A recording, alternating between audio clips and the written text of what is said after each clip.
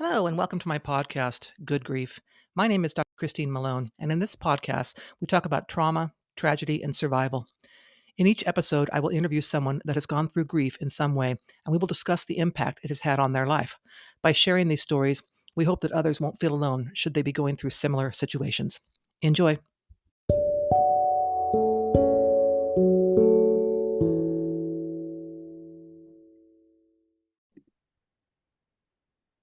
Okay, listeners, thank you so much for joining me for this episode. My guest today is going to tell us some stories about life difficulties he's experienced. So, guest, if you would introduce yourself. Sure. Thank you so much for having me on here. As you can tell, I've got a rich Scottish accent. So I will totally admit it, though. I'm from the state of Tennessee, born in Atlanta, Georgia. And so what you can say in 5 seconds, it takes me about 20 minutes with my Southern drawl. So thank you for letting me be on here. And I'm just excited. I'm excited to meet your listeners. Hey, listeners, I hope you're having a great day. And really, it is my honor to be here and that you're listening because one of the things we can never get back is time. Mm. And with the time that you're spending with us, the only thing we can do is try to honor you during this time. So all this is in honor of you. Yeah, Thank you so much, listeners, for turning great, for great point. So I know that kind of early on part of your story was being from a broken home. So sure, tell us a bit about, how that has impacted you, kind of sure. either in childhood or as an adult even, and so on. Well, I think anyone coming from a broken home, there are similarities. Some of us may deal with it in different ways. However, for myself, looking at the old psychology and the things that the basic needs of a human being, when you come from a broken home, other than trying to get out of the circumstance, there's not much more purpose in life. Also, there is a mixed interpretation of love Mm, because, as for instance, I went to church with my parents. But however, knowing how my father was, and when he was sitting in the choir singing bass, it made me wonder, is everybody up there just like him? The thing is we never really know. And I've through my degrees actually, and they're in psychology, sociology, and marriage and family therapy. Okay. But through that, it's very hard to interpret what goes on behind people's closed doors. We never know. mm. And we shouldn't assume. People, I'm sorry? And we shouldn't assume. I know people do a lot of assumptions that don't really pan out. Sure, sure. When you come from a broken home and there's physical abuse, like my father, he was beaten with chains as a kid. So he never processed anything. He probably didn't have the means or understand that those kind of things he uh, faced, they needed to be processed for him to have some peace. He didn't have the peace. Yeah. So therefore, that there you go, there you go. That's projected onto us kids. And with that, it's that uncertainty. Is this what parenthood is supposed to be? Is this what childhood is supposed to be? Is everybody like this? And each time something happens, and when you get to the point where you're afraid every day when your dad comes home from work, if he had a bad day at work, how's he going to take it out? When you do that, there is a constant state of fear. I slept with a baseball bat as a kid. I remember it was a silver aluminum Louisville slugger with a black handle. That was my way of having a little bit of peace. But then if he would come in, I would have to decide if I was going to use it. And I knew that was going to be a whole different story in its own. But each time a kid goes through these kind of things, it's kind of like peeling the layer of an onion. because of the fact you start out as a whole person, but each time you go through some type of trauma, another layer is pulled off. Well, after so many layers are pulled off, there's hardly anything there. There's a shell of a person. I didn't understand my identity. I didn't understand that I had purpose. I didn't know. I didn't know me. Yeah, then you come from that to go into adult life and then making that transition, without having those important life lessons that you need, to make that happen. I know you have some stories about sports, so tell us a bit about the sports aspect of your story. Well, sure. With sports, growing up and loving sports, it was a sports became a way for me to have an identity. I was fortunate that I could throw a baseball 94 miles an hour. And so I actually would go to a store. I think it was called 84 Lumber. I don't know if they're still around. If you are around, I gave you a free plug. I need some wood, please. Shout out. There you go. I may do cheap plugs because I'm trying to get something free out of this thing. Okay. I'm kidding. But I just in regular field activities at school, people would throw it so far, I'm throwing it twice as far, blah, blah, blah. I'm thinking, what's going on? As a teenager, I start playing organized baseball. I believe one year I had 9 wins, 2 losses, an ERA of like one, and I had 167 strikeouts. Well, my parents got divorced, and I told you before we went on air that you were going to be surprised. Most people, they're sad about divorce or whatever. I think when you grow up around fighting, and my mom was a great stabilizer, the normalities that you can have as a child, she helped foster them to me. But as I got older, and I was thrown against this plywood, she married a man, and he was a very good man. The one thing we didn't know was he had a drug dependency problem. He was taking between 20 and 30 Percodan Percocets a day. That's not good. And he couldn't even, when you were riding with him, he couldn't keep his foot still to stay a constant speed. It was like accelerate off, accelerate off. So I wonder what it had done to his ability to process and to his movement, hand-eye coordination. But he had played semi-pro ball. We're watching the Atlanta Braves one night. I'm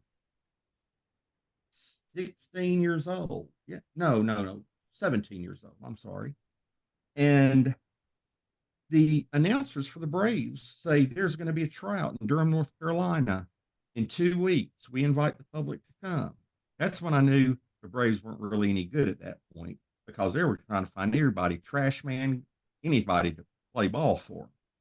Well, anyhow, I go up there and I see these big jokers. They're tall, 6'7", 6'8", throwing a ball. I mean, my Lord, they're on the pitcher's mound. And when they rear back and they take their long stride to home plate, they're almost in the batter's box. Mhm. Me, I'm 5'11". And they were throwing the ball and you could just hear it. Well, when I threw the ball, you could hear it, but you heard a big grunt because I had all my innards putting force behind that ball. And I'm sure I dislocated a lot of stuff on the inside throwing, but I was throwing hard, best I could. Well, a fellow from the Atlanta Braves named Rod Gilbreth. I talked to Rod probably 2 years ago. He told me my file was still in his attic. I did well. I'll say it that much. I did well. Yeah. All of a sudden, I get letters and phone calls. And these scouts, they share information. I got letters from the Chicago Cubs, got letters from the San Diego Padres. In fact, a pitcher that lived in my hometown in the area, he was home and he was asked by the ball club to come see me, and we went out and threw together. I had colleges come in to send, they were sending catchers on Saturdays Saturday afternoons when I got off work or whatever, pitch. Uh, the Pittsburgh Pirates called me. I had 4 clubs. I was 2 months. It was December, early January, 2 months from reporting to spring training. And my stepdad had crossed a little bit of alcohol with those pills and he lashed out. I had to put him down and I felt something weird in my hand, some tingling. About 2 weeks later, I'm driving for work. I'm driving our hometown. I'm going through an intersection. I have the right of way. There's stop signs on both sides of it. A young fellow was drinking a Coca-Cola from McDonald's and a Ford LTD. I was in a Chevy Chevette. I'm sure you remember those. I do. And anyway, he ran the stop sign at about 40, 45 miles an hour, broadsided me, hit me right in the driver's side door. My hand went through the instrument panel. I went to the hospital and they said I had permanent damage and I lost my pitching career. Mm, So here I am. I came from this broken home, right? Well, I dog it. I had found something I can do. right. I hear the angels. Whoa! I'm excited. I go to the tryout, big time. Whoa, yeah. Then I'm supposed to go to uh spring training. And if you get invited to spring training, there's a very good chance, even if you're playing A ball, you can get owned. So people were starting to call me all kind of names, actually good names for the first time. And I was like all excited. But when that accident happened, you could have just it wouldn't have been no different if you'd have just reached in with your hand and grabbed my heart out and stepped on it. Now where's my purpose? Now where's my sense of being? I'm lost. Yeah. I can't even figure out which way the wind's blowing and which direction to go. Your identity has just been, yeah, been taken away. I've been stripped. Yeah. Yeah. And, because of the accident and everything, I mean, look, it wasn't I did anything to lose it. It was taken from me. I felt like I was dehumanized. And in a way, when you look at it that way, and I hope you understand where I'm coming from in this, it traumatized you so much, almost like you were sexually assaulted or something. Mm. That makes sense No, because it does. it's things are forced from you, Right. Right. and you feel it may not be physically, but emotionally, your soul you're just bleeding out. Yeah. It's that And sense that's a of loss. Go ahead. things you didn't give it up. It was taken from you, right? So it's kind of like if I choose to not do baseball anymore, that's me choosing not to, even if I miss it. But you didn't choose that. It was chosen for you in Right. the fate of this accident. So you eventually turned to wrestling, is that right? Yeah. My name is Mark Smith. I was the town I lived in.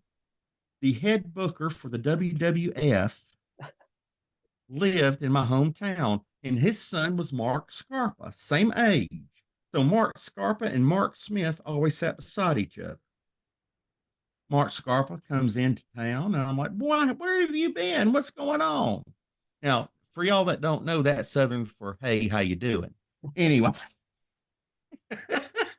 and he tells me he's been working for a guy in Portland named Don Owens that runs the entire Northwest Territory, and he's making good money. I'm like, "No, you're not." He said, "Yes, I am."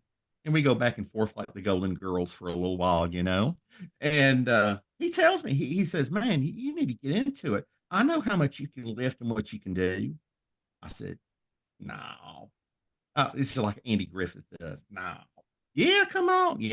Anyway, he said, "After you get off work, I want to come pick you up and take you somewhere." he takes me out to this field to the edge of trees. Now, I what's that old Ned Beatty movie that happened in the woods? You remember? Oh, Deliverance. The look, yeah, that started poking in my head. I said, Oh, Anyway, were any banjos playing? Because yeah, come on, chime in with me, girl. You're good. Anyway, but we walk in about 10 feet, and there's this wrestling ring, and it was metal. And I asked him, I said, Mark, how'd you grow that thing? He tells me, though, he says, no, he says, get in. Let's see what you can do. I could do pretty well. I'd watched it since I was a kid. A relative of mine, a few days later, said, well, the owner of this car lot down here used to be the manager of the Mathematics. I said, really? He said, yeah, let's go. This guy, there were two professions this guy was made to made to look like. He was either in the mafia or either, some kind of weirded out old professor, you know. Anyway, he says, Mark Smith, he reared back in that chair, Mark Smith. So you want to try the wrestling business, huh? And I felt like I was talking to the Godfather. I was waiting for that voice, from Marlon Brando. But anyway, he says, let me make a phone call. So he picks up the phone, calls the guy. All right, Mark, tomorrow you show up at 5 o'clock at the rec center and have you some tennis shoes and some shorts on. Yes, sir. Well, I don't know what I expect. This fellow that trains me, his name is Art Fritz. Art reaches and grabs a 4x4. I believe it was 4x4. No, 8x8. I'm sorry. Olympic wrestling mat. Now, those things are hard. And I'm like, I hope you're putting that on trampoline or something, because that's going to hurt. Anyway, and the inner part of me that wasn't so tough was like, please don't. Anyway, he sets it on a concrete floor. He says, this is where we're training. And I was thinking in my head, boy, you're out of your mind. He picked me up, he slammed me. I bet you my stomach was up at my shoulder at one time. I mean, I was all rearranged by the time I went home. Trained that way for between 4 and 5 months. One of the old mathematics came out of retirement to work with me. I became the mathematic. And began working shows around the Southeast. So That's how I got. your wrestling name was what? Masked? I was the mathematic. I also Oh, worked as medic. Mike. Okay. Yeah, I worked as Mike Collins, and I also, believe it or not, this happened, and that is, I had gotten to the ring one night, and I was wrestling a good guy. I remember that. I can't remember who I was wrestling, and this was the point where I was at the height of the career. I mean, I was wrestling the Ric Flairs, the Undertaker, different people like that. Mm-hmm. Okay, and the referee, I don't remember if he was new or what, but he looks down at the sheet. He says, Mark, I don't have your name. Where do you work as tonight? I said, I don't know. He said, all right, I'll take care of it. He introduces me as Mark Smith. Well, I'm a bad guy. I'm a bad guy. Wrestling this loved person, whoever it was. They start calling me all kind of names that I'm so chicken, I'm using a fake name. All of a sudden, I'm over and the crowd hates me because my real name is Mark Smith. So I wrestled professionally for almost 5 years. And yes, I was flying on the planes. The big wrestler Kane, his name is Glenn Jacobs. He's now actually the mayor of Knoxville, Tennessee. Uh, he was, he, I mean, he all these people, the Undertaker, his name was Mark Calloway. His real name is Mark Calloway, and he worked as me, Mark Callis. Stone Cold Steve Austin. I worked against him, and he was stunning Steve Austin back then. But he had hair. So, I have actually, I've been very blessed to have that kind of an experience when that literally millions of people want. I Yeah. was able to do it. But at the same point, I wasn't ready for it. Now, are you wondering why would I say I'm not ready for it? I Are am you kind wondering of what wondering. I mean by My, that? my thought was the transition from baseball now to wrestling. So you found yourself again, is what I was thinking you're going to tell me. You kind of found a new purpose. This is what I'm going I to do found now. myself and then I lost myself. Okay. See what happened. Let me explain it. Look, listeners, I hope y'all get this. You should never forget who you are and where you come from. Because if you forget that, you kind of lose the foundation of who you are. And I did. Instead of being Mark Smith, a guy that wrestles, I became the wrestler Mark Smith, and I became the guy that was mean as a cuss all the time. I absorbed my character. And folks, we got to be true to who we are to have peace. Yeah. Would you agree with that? I would, although I've never been the bad guy wrestler, but I am intrigued by the story. So to absorb that, it's like, oh, now I'm bad. Now I'm the masked medic bad guy. I'm not just, yeah, it's fascinating. And this was back in the 80s. Okay. And so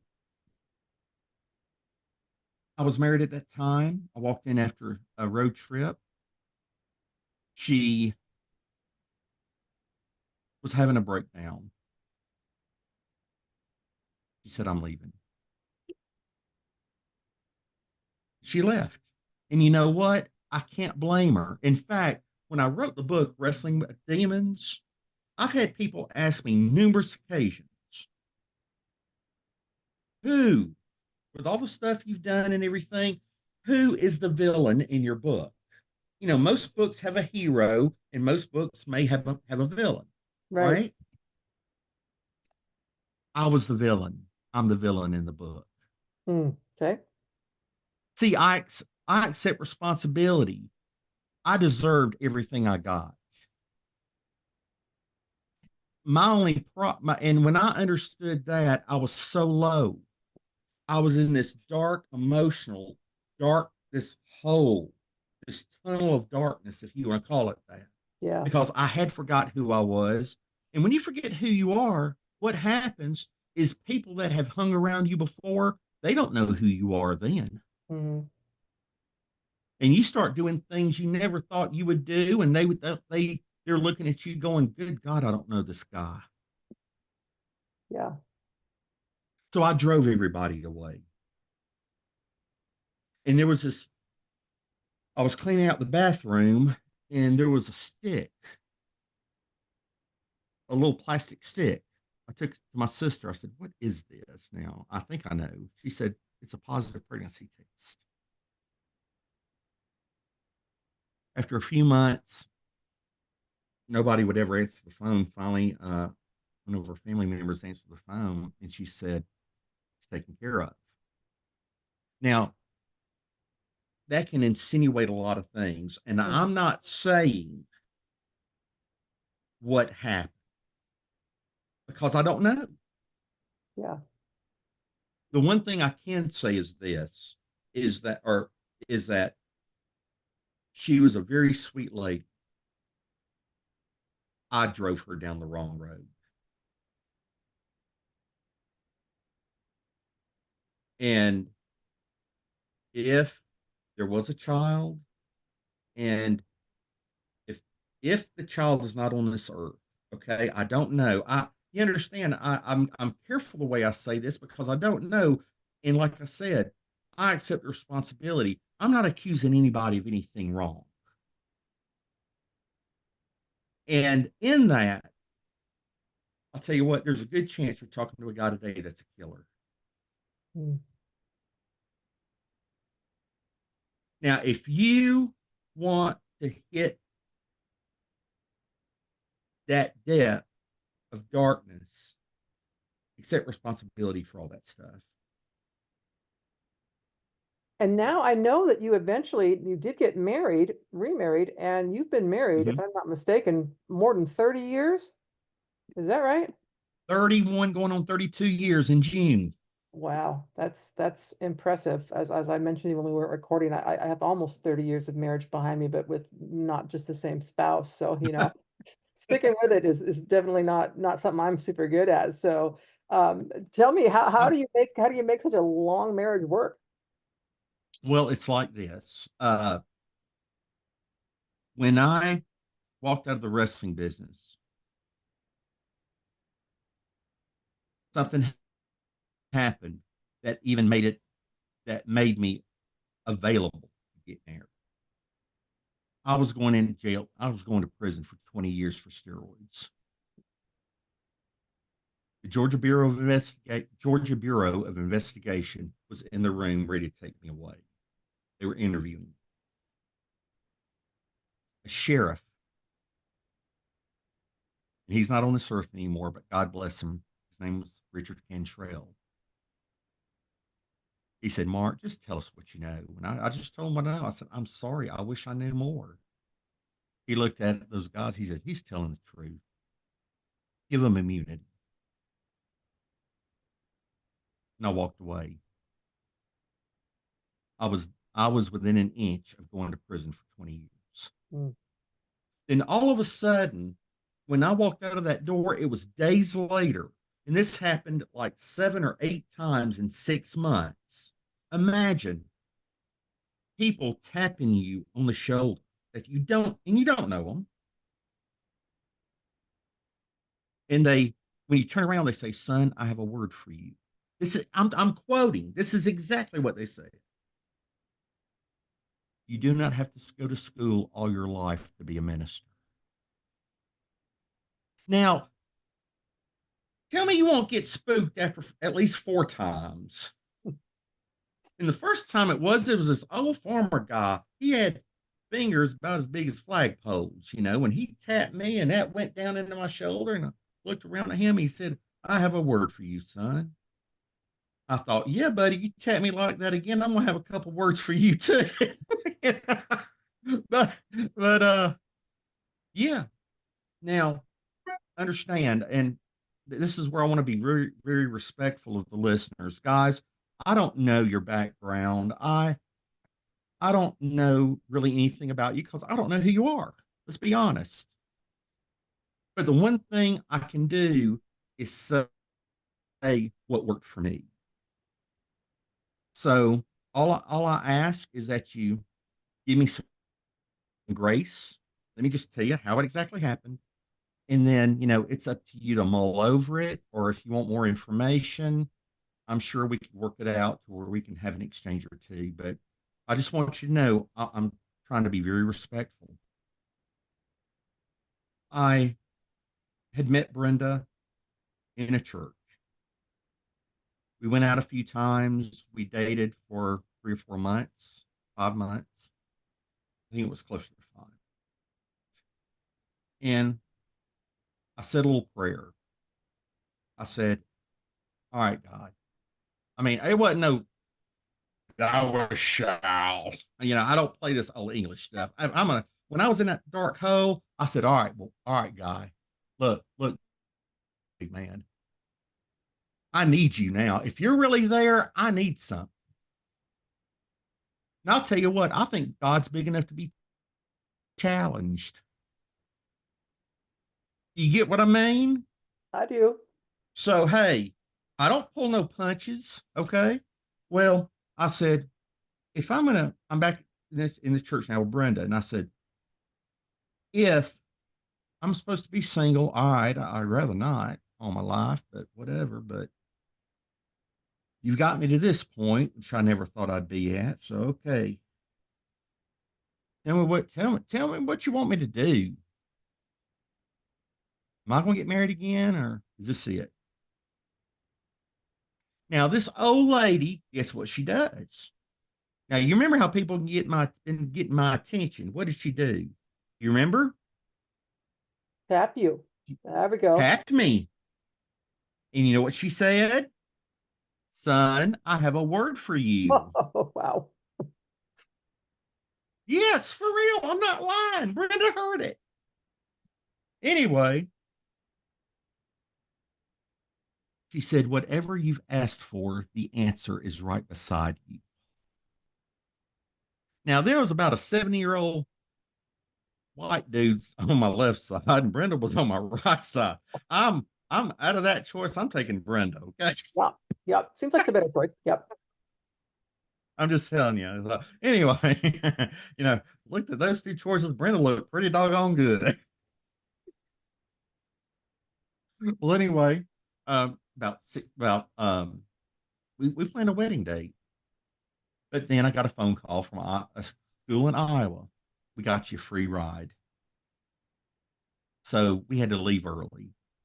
And of course, I'm a very serious person, so people that I knew that I could really say it to, I said, "Yeah, we got to go to Iowa. Brenda's pregnant." No, she wasn't. I'm telling. That's the reason we had to rush up the wedding date. I just had fun. And but anyway, yes. Brenda tells me about 28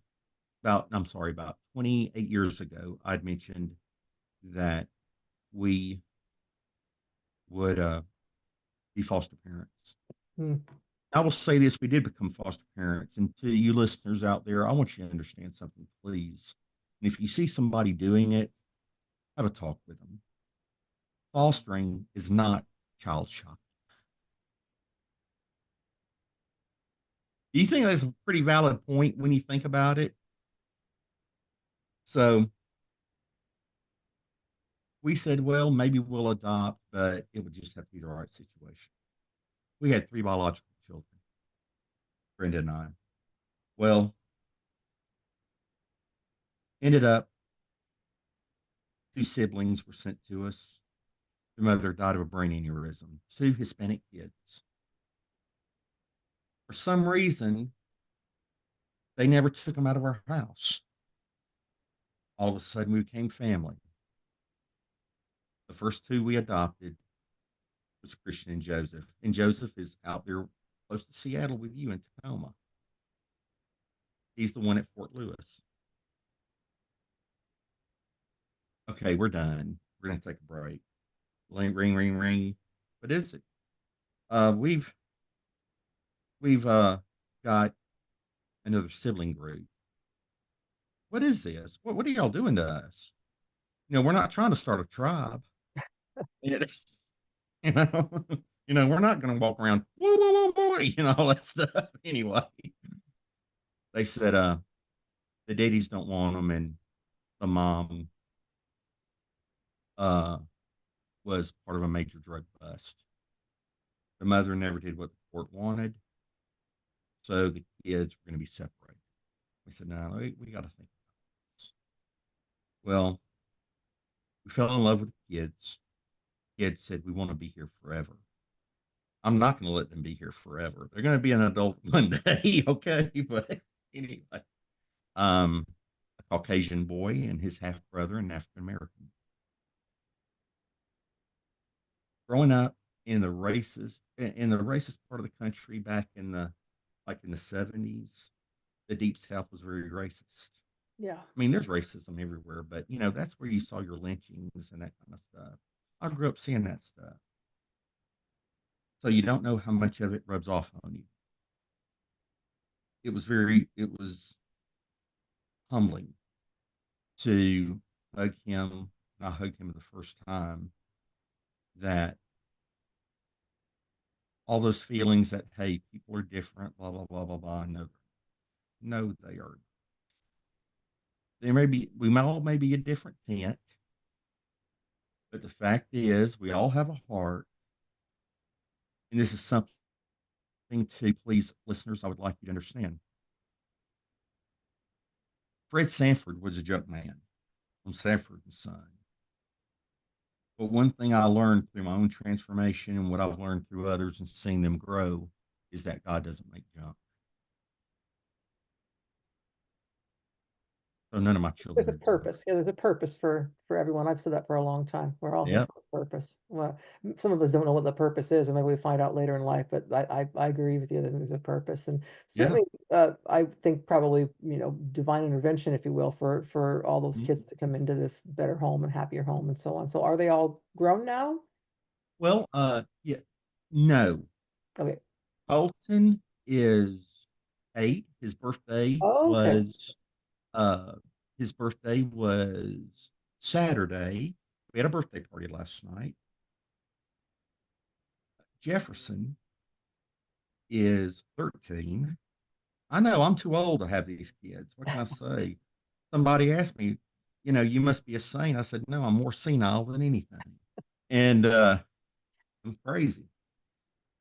And so we, from there, we have Ashley, who's grown up, Austin, that's grown up. They're in their 20s. All of my kids are in their 20s, other kids. And one thing, too, is we thought we were totally done. No more. And I get a note through Messenger. One of the first foster kids we ever had, he has a child. She said, and she just listed out so many things. I mean, you talk about repenting. Oh my gosh. She asked the question, would y'all be my family? I said, honey, you've never not been our family. And for Christmas, a year ago, she gave us adult adoption papers. I also went down and did their wedding. Oh, nice. So they're a happy family. Yeah. And we spend holidays together and everything like that. And but what's crazy is she was such a hellion. I mean, my gosh, I wouldn't have wished her on my worst enemy. And I've told her, and we laugh about it.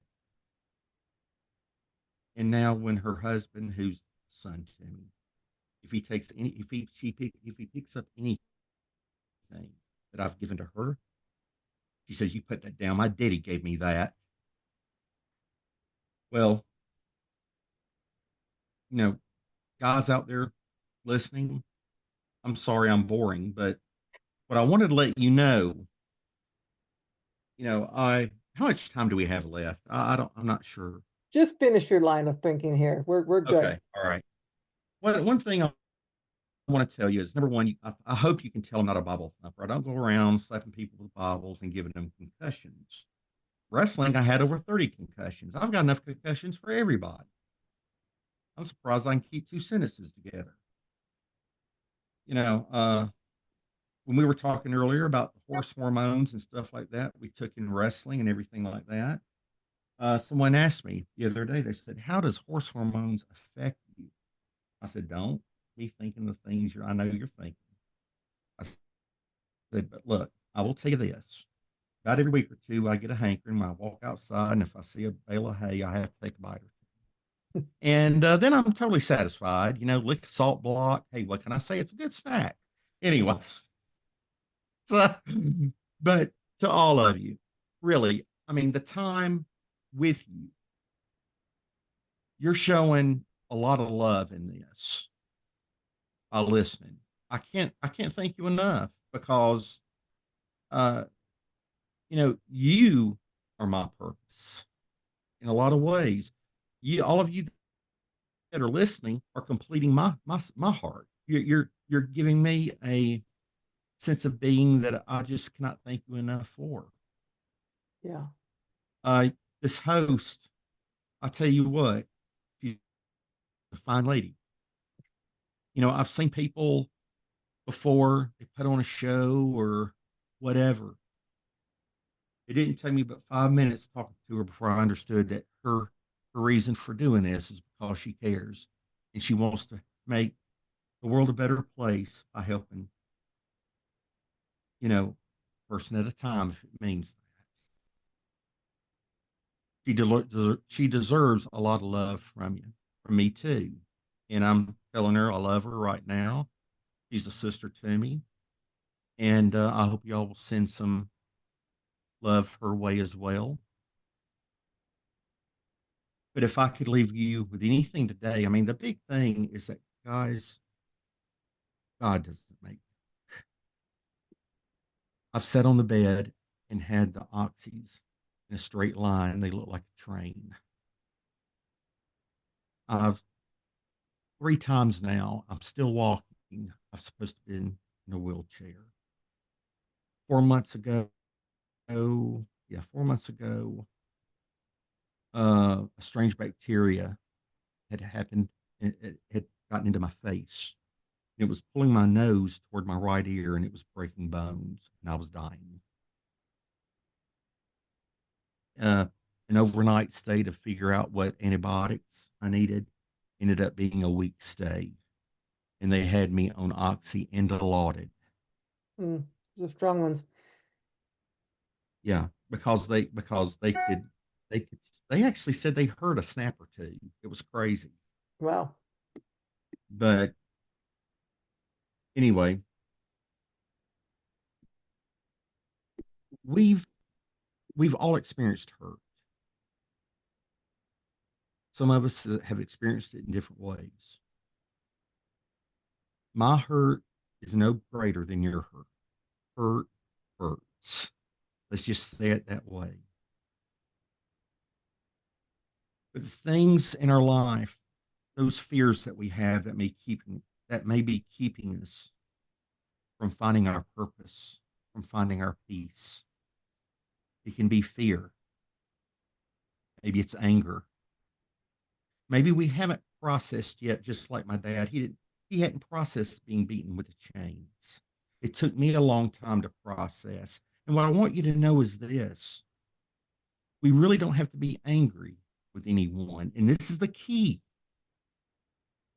And that is, good or bad, there's a certain amount of appreciation we can have for each individual. It can be for the person that traumatized you, it could be, don't act that way. Yeah. Yeah. It may also, you may also see a friend of yours and they're getting together with someone that has that person's same traits, and you can warn an individual. Yeah. Yeah. You can appreciate the bad because it shows us how not to be. Yeah. But then, oh my Lord, if you can appreciate that, think how awesome it is to appreciate all the goodness. I mean, we're listening to one another, but I'm able to look at the host right now, and I tell you what, I've made a dear friend. And love goes a long way. And there's a lot more love, there's a lot of different kinds of love, not just making babies.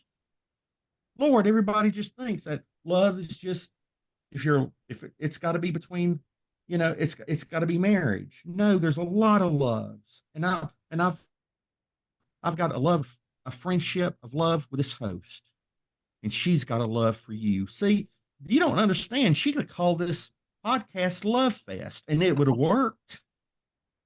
I think people would expect something different, though, if I called it that. But Very possibly. Very Mark, possibly. I want to thank you But so much for your time today. Thank you, thank you, thank you. I really appreciate it. And I know when we air your episode, we want to link to the book you mentioned too. So make sure we get a link to that when I will. you do. So thank Thank you so you. much. Thank you. And God bless all of you. Thank you so much. Thank you for listening to this episode of Good Grief. To hear more about my personal story, please pick up a copy of my book, The Day I Became the Spider Killer, a memoir of trauma, tragedy, and survival, available in paperback, Kindle, and Audible via Amazon, Barnes & Noble, and other online book retailers.